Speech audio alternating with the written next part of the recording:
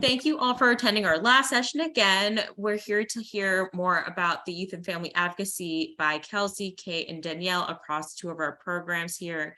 We have one folk from our Community Advocacy program, and then two from our Home Safe program. So without further ado, I'm just going to hand it over to them. You can let us know a little bit more about yourselves. Feel free to share more about your background before New Beginnings or what you like to do for fun. But they have a presentation that they're going to share with y'all.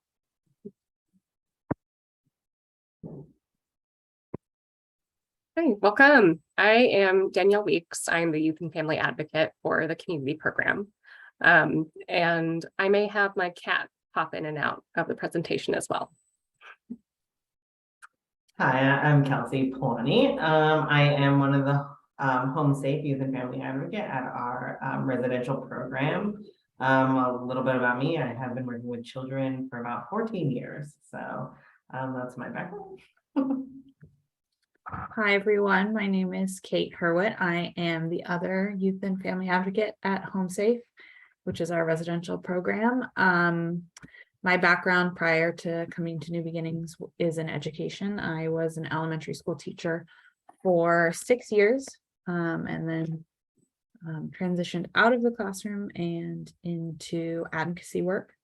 I am also getting my master's in public policy at UW. A little bit about me.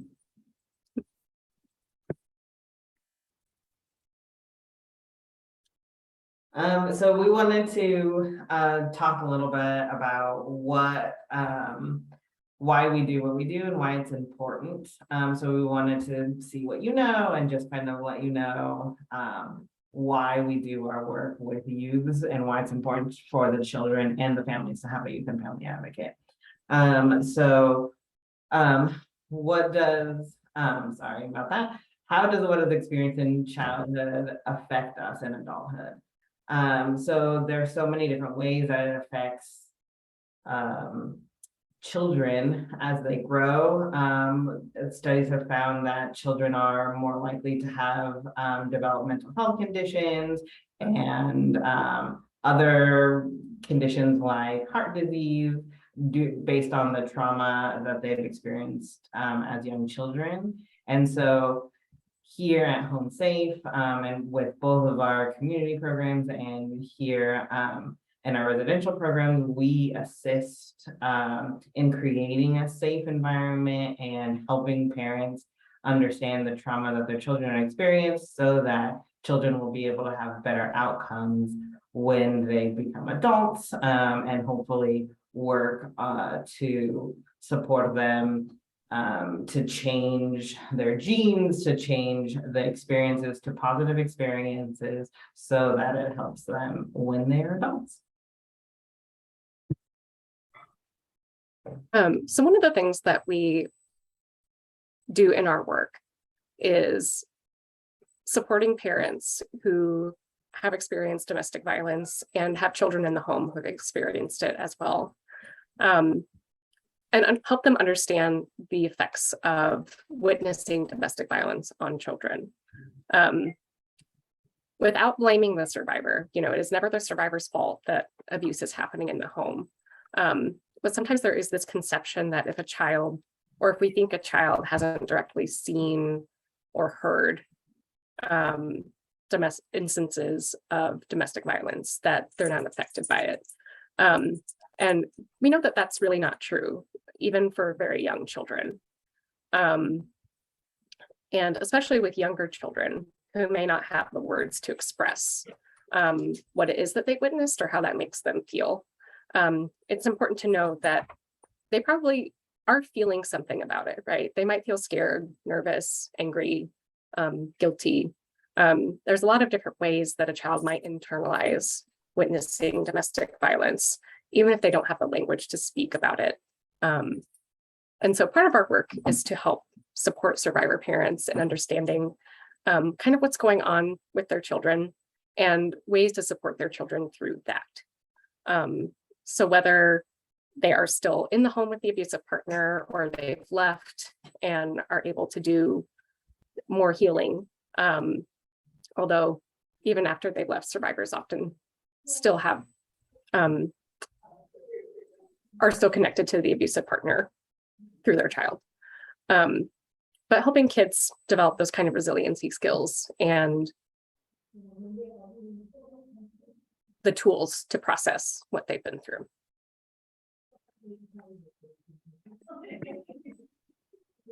So one of the ways we conceptualize our work is that every interaction we have with kids and families and survivors is prevention work. And that shows up because of effective DV prevention is really kind of multi-pronged. Children learn from the environment around them, and that means that both explicit instruction on healthy relationships, so like classroom or sitting down with a kid and explaining, what healthy and safe relationships look like versus unhealthy relationships, and implicit instruction, modeling, positive relationships, things like that. Both of these dynamics have a profound impact on the way kids see themselves and their peers as they're developing sense of self and problem-solving skills and peer relationships, both platonic and romantic. And so we really like to emphasize that the work we do as advocates is prevention work in addition to being responsive. We are safe people in the community. We can model and demonstrate boundaries, which are really, really important, especially for kids and families who have experienced abuse, and alongside problem-solving skills and relationship building. So all of the interactions that we have with kids, it's really about being these safe kind of touch points that really help to emphasize what healthy, safe relationships look like.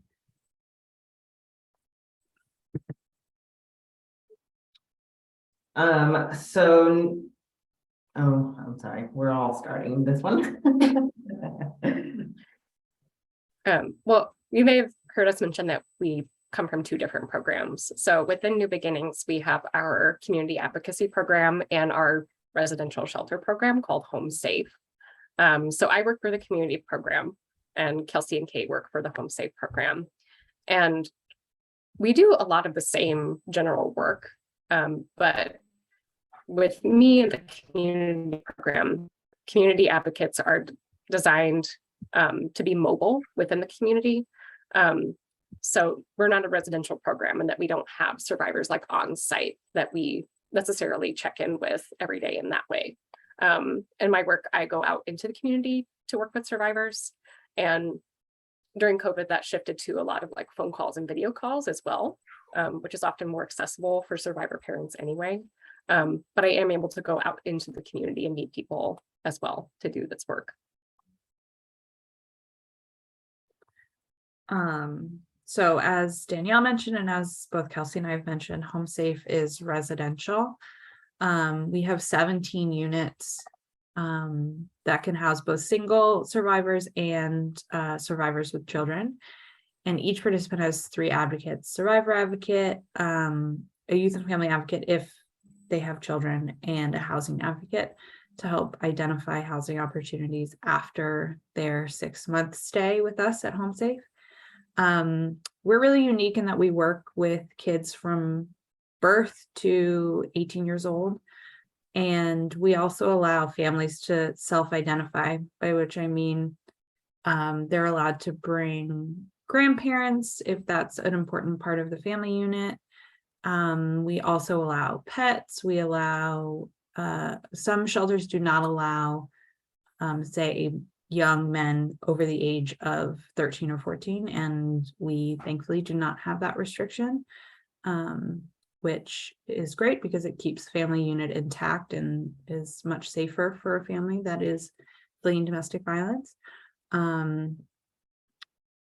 We work with families for about 18 months, approximately 6 months on site and approximately 1 year in rapid rehousing. This is usually the way things go, but there are kind of outliers. But that's generally the kind of blueprint for our advocacy program.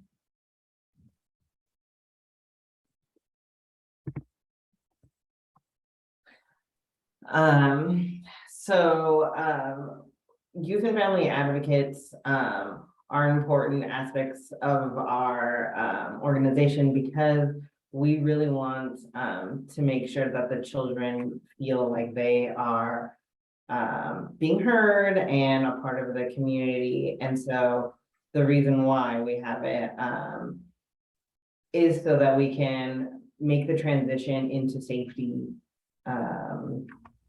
more convenient for the children and the families. And oftentimes, as we were talking about before, you know, some survivors don't believe that their children are affected by it, or they just want to forget what happened. So we kind of are there to support, to make the transition just a little bit easier by providing services and just an extra support for the children. And partnering with them and the community to just make sure that their voices are not forgotten as well. And working in the community program, I work with survivor parents who are both still in the relationship and the same household, and those who have separated. And in both cases, they might already be working with a survivor advocate. That's, you know, how they intaked into our program, but they often are still dealing with parenting abuse issues and specific youth and family issues that I could help with as well. So I have my own caseload, and I often work with the other survivor advocates' cases as well when there are specific youth and family or parenting abuse concerns. And just a little idea about, you know, framing this work. When a flower doesn't bloom, you fix the environment in which it grows, not the flower. So for me, this speaks to, you know, often children who have experienced trauma or domestic violence are labeled as having behavioral problems. And we know the root of those behavioral problems are often trauma, right? And it's not, we want to push against the message that the child is like a bad child or just not listening. And like, hey, this environment you grew up in was really stressful. When we can, let's try to make this environment safer and help support the child, you know, building that kind of like community environment as well that feels safer and supportive.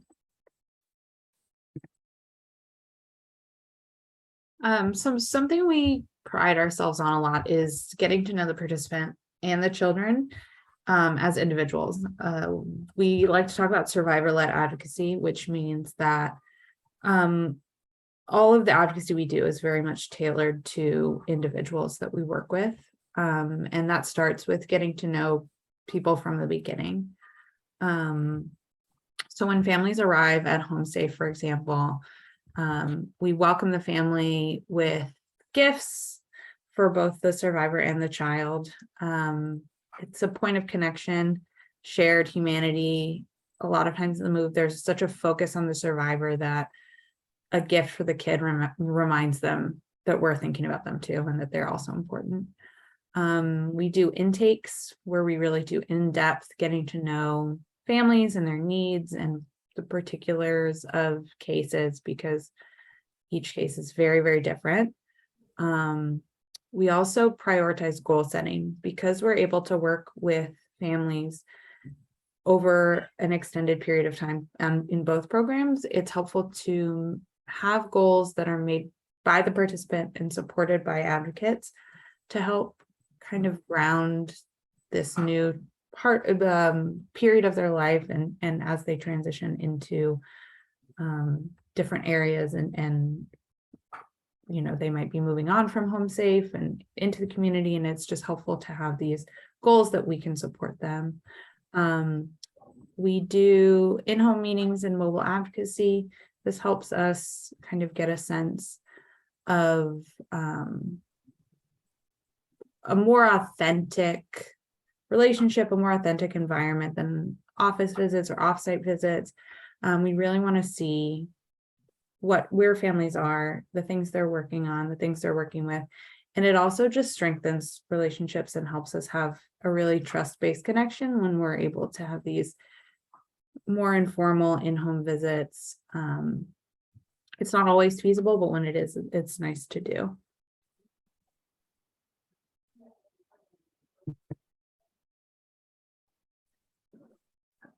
So often when we let participants know that they have a youth and family advocate, they don't know what that means or what they can come to us for, because it's such a broad term and there aren't a lot of youth and family advocates in organizations. And so we have such a large skill base and we can help them with quite a few things. So we just like to provide them with let the community know and let them know exactly how we can help them.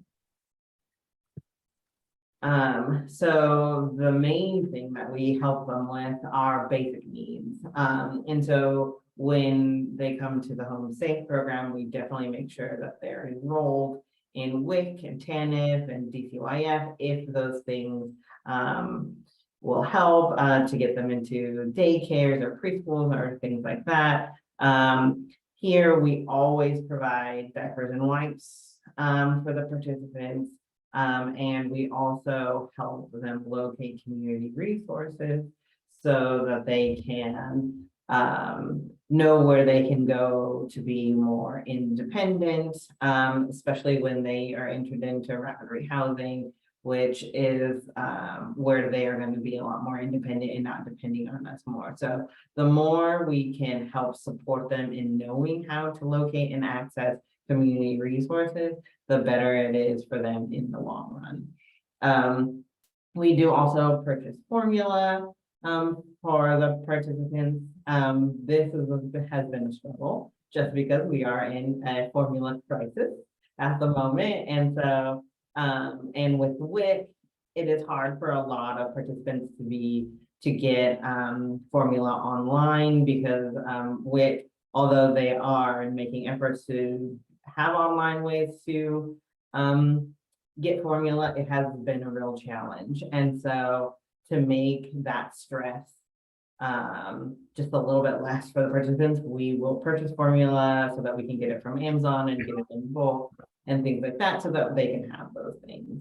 And when we support them getting TANF and WIC, like unfortunately they have to make the calls themselves because that is the way the system works.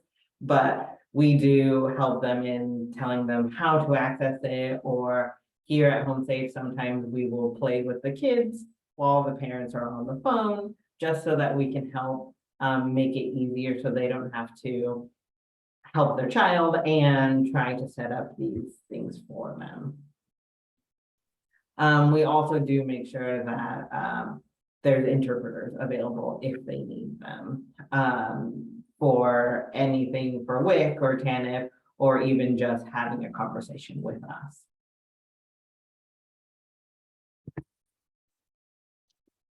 Another big need for survivor parents is help with school enrollment or like childcare enrollment.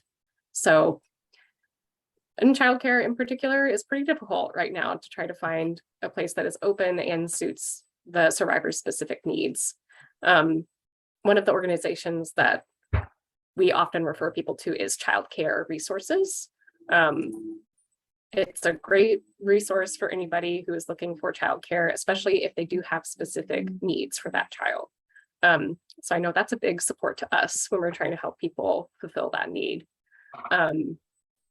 And also in particular with the Home Safe program, since families may have to transfer their kids' school or find a way to get to school now that they're in a different place, helping with things like McKinney-Vento, which is that federal law that helps unhoused children still be able to attend school, like provides transportation for them to attend their school. And also things like school supplies and helping parents set up IEPs with school for their children. And any kind of like extracurricular or like those enriching social activities that also help build a child's community and support their self-esteem and their social connections as well. So another big area of focus for us, as we mentioned, just in terms of hopefully reversing some of the impacts of trauma that's been experienced by kids, is supporting both mind and body health for kids. That can look really different depending on the kid and the family. We can help find support groups for parents and children. There are some that are tailored just for parents of specific identity groups, which can be really helpful to help create sense of community for families.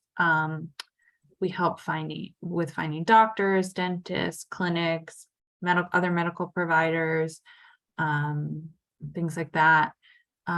We can help provide developmentally appropriate resources for kids and parents, like occupational therapists, speech therapy, applied behavioral analysis, which can be really, really beneficial for kids who are experiencing certain difficulties. We can also find really good and well-trained therapists for children who are very familiar with the dynamics of domestic violence. That's not always the case, but we do, when we are trying to refer folks to therapists, that's something we try to keep in mind. That we're really looking for therapists who are aware of the dynamics and how it impacts families and kids in particular. We can help create safety plans for kids, so that they have a plan in the event that they are in situations that are unsafe, particularly around the abusive parent. We help a lot, especially at Home Safe, with providing car seats for kids. Usually they're used but in good condition, and we try to be really thoughtful about making sure they're the right size and properly installed, because that's so important. And then we also just, one of the big things that we do is we're just there to be supportive, listening ears, if they need to vent, if they need someone non-judgmental to talk to. That's a big bulk of some of the meetings we do. And that's, again, why it's so important to have these trust-based relationships early on.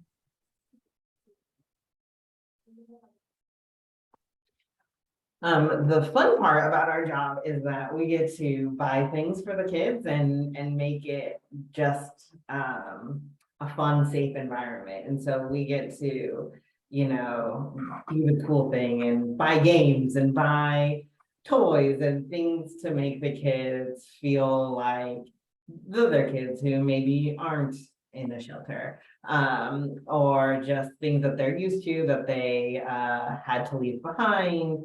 And so we get to do really fun things and purchase books and art supplies and find classes that the kids like. You know, we've had kids who enjoy karate, and so we will get to pay for classes and find those things that make their community larger and make them feel that they are part of something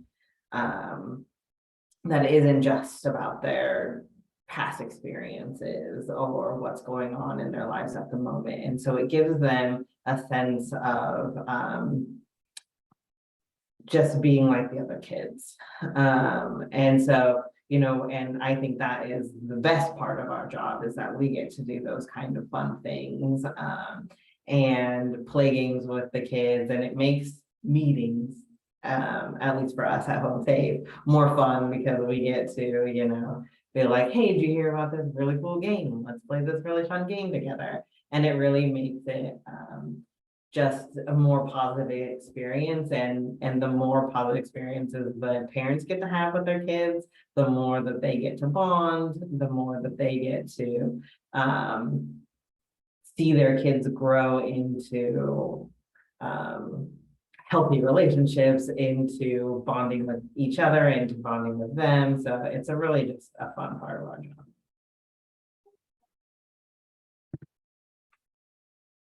And now, if you have any questions for us, we have time.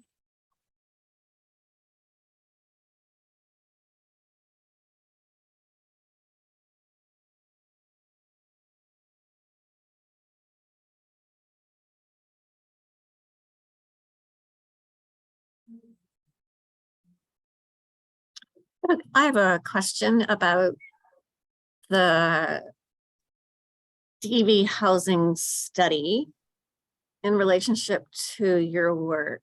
I don't know.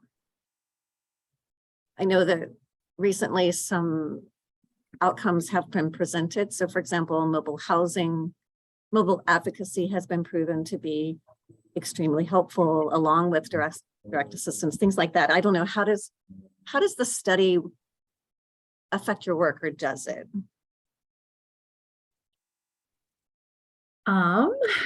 That's a great question, and one that I don't have a good answer to. I don't know if Kelsey or Danielle do. I would say it hasn't had a huge impact thus far. Our work is so like, for better or worse, sometimes our work is more about relationships than data responsiveness sometimes. I don't know if that answers your question at all, but it hasn't, the results of the study, I guess the best way to answer for me anyway, have not been kind of integrated into our advocacy yet. But I don't know if Danielle and Kelsey have anything to add to that. Well, and I'll say that not in regards to that particular study you're talking about, but just working in the past couple of years, we had to adapt because COVID started, and for a while it was really uncertain and unsafe to meet people in person. So we did adapt a lot more to phone calls and video calls for meeting with participants. And in my role in particular, as the youth and family advocate who works mostly with parent survivors, we found that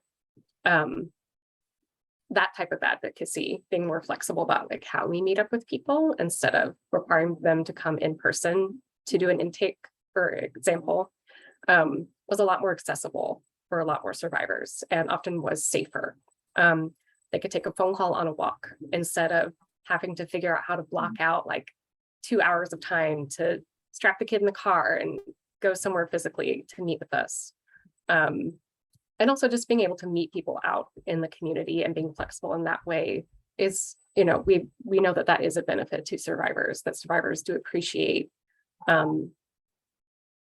being able to meet with somebody at a place that feels safe, and that can be nondescript, right? It's, if for some reason they're being tracked or watched, or they have to account for where they were with a receipt, you know, you can meet up at a grocery store or a coffee shop. You know, there's those kind of like neutral public places where we're able to do our advocacy in a way that can be really flexible to the survivor's needs.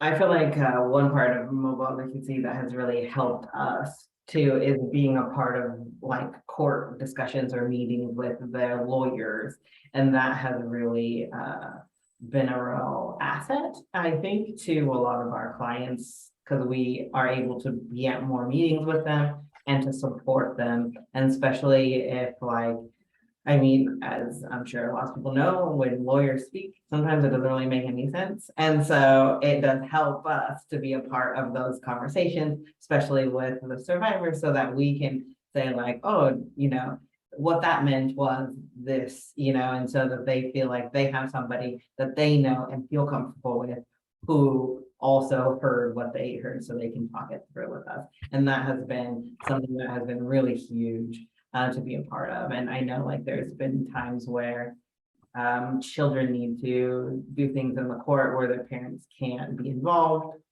And so then we can sit with them and we can be in the same room to support the child through those things. So those types of things has made it better for the children and for the parents to just have more support. Thank you. So when I'm working with the community, oftentimes at the beginning of the presentation, you mentioned that some people believe that their kids are unaffected and unimpacted.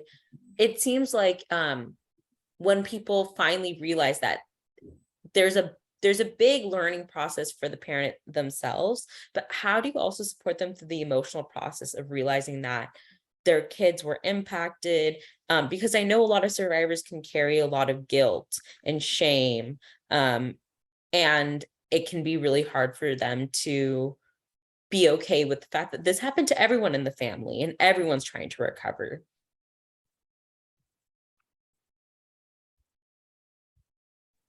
Yeah, I think that's a really important point, Neba, in that we do want to support the parent survivor as well, and really reinforce that message that this was not their fault. You know, it is not their fault that they and their children lived or currently live in a home where they're dealing with domestic violence. Because you're right, a lot of survivors most survivors tend to internalize that as guilt, or, you know, that they didn't protect their children well enough. Or they might have other people tell them that, right? Either from, unfortunately, like some people who work in systems might say or imply that, or people in the community who don't understand domestic violence will blame the survivor for not getting out earlier or for having children with this person. So being able to be somebody who provides a lot of emotional support and DV education on that front is a really important part of our job. Like Cate was mentioning earlier when meeting with people, a lot of the work that we do is like being a supportive, non-judgmental person that the survivor can talk to and also get information about their experience. So we can talk about how, you know, what domestic violence looks like, what abuse looks like. And a thing I talk to a lot of survivors about is kind of that hindsight perspective where, yeah, looking back now, maybe you're able to see more red flags about the abuse or what was happening day to day. But particularly once somebody has separated from that, it's a lot easier to look back and see the full picture. Whereas when you're living it day to day and you're just trying to survive and keep your kids as safe as you can, you don't necessarily have the energy to be analyzing those red flags, right? And really trying to talk to the survivor about those feelings of guilt and shame in a really honest way, and encouraging them to not blame themselves, and also that there is stuff that they can do for their children, right? That they can help model those healthy relationships. They can help their children develop skills like setting boundaries and coping skills that can help keep them safe if they still have to go to the abusive parent's house. So that's another piece too that, you know, is really important, is helping the survivors see what they can do at this point as well. Yeah, and a huge part of our role is making the connection with the parents so that we can have those discussions. And they're so hard. And like what Danielle was saying, it is kind of being that support system. And the first while that you're working with them, you know, it is not really talking about how hard it was or kind of forcing them to do things. It's having a listening ear, making the connection, and just kind of saying, you know, you weren't at fault here, and just kind of making sure that they know that we believe that they are trying their best. And you know, and I think what I've found to be so shocking is that a lot of people have come and said, like, you probably think this, and it's like, we don't think that about you. You know, we really love that you're here, and you know, you're safe, and we gotta now work on your brain and body, knowing that you're safe and your child is safe as well. And so it's kind of just a really slow moving process, and having these little things that connect us really makes it easier to have those conversations with them, so that we can open them up to having conversations about how we can help.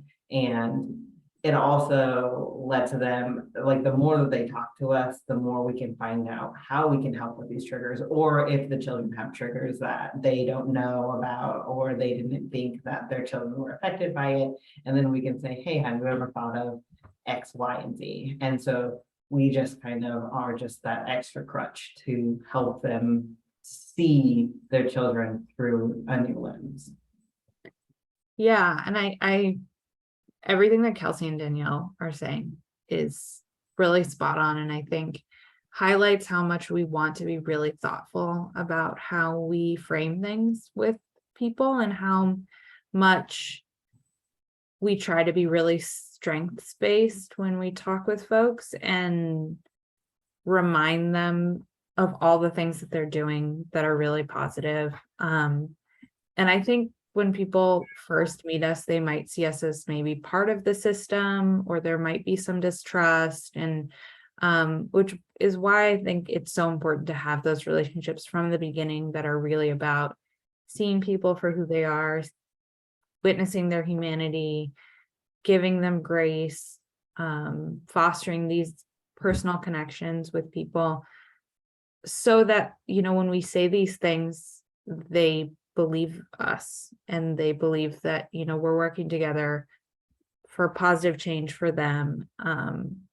And I think that it works. I think it really does. And I think it's something that I'm proud of us for doing, and that I think, you know, I see it in Kelsey and Danielle's work a lot. And I think just this kind of like human connection can be really, really powerful in terms of combating that tendency for people to, you know, place blame on themselves and that kind of thing.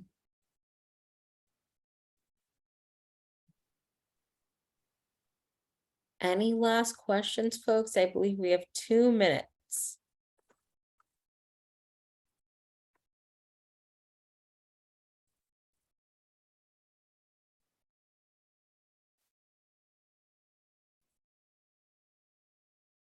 Sounds like Tori might follow up with some of y'all, which would be a really good idea. On the down low, we're trying to get some info over to Tori to get them set up a little bit better with doing the question it groups, but also just understanding what New Beginnings does as well. Thanks, Tori.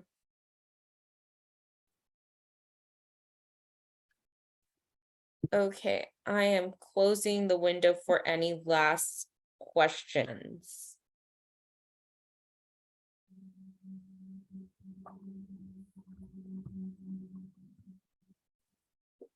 Well, thank you all for coming. I see that our folks here have some thank yous as well, if you want to share anything.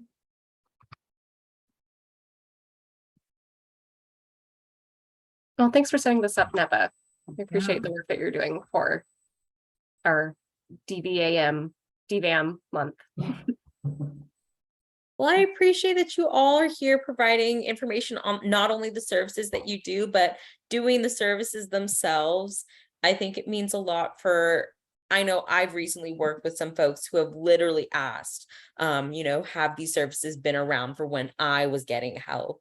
And so it's really, I'm really proud of our team to be able to offer this and really work with families on a level that they walked in and not expecting. A lot of people, like you said, really focus on the survivor and not the kid. And that's often how I see people talk about it, is we'll just get that person in for services and they forget about the rest of the family, the children.